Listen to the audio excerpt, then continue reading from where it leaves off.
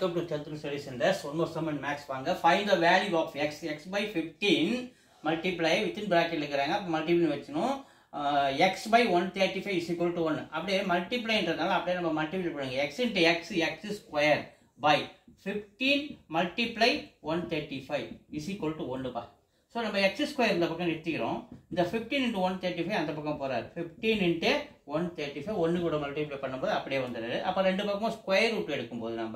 So in the square root x square both sides square taking square 15 multiply 135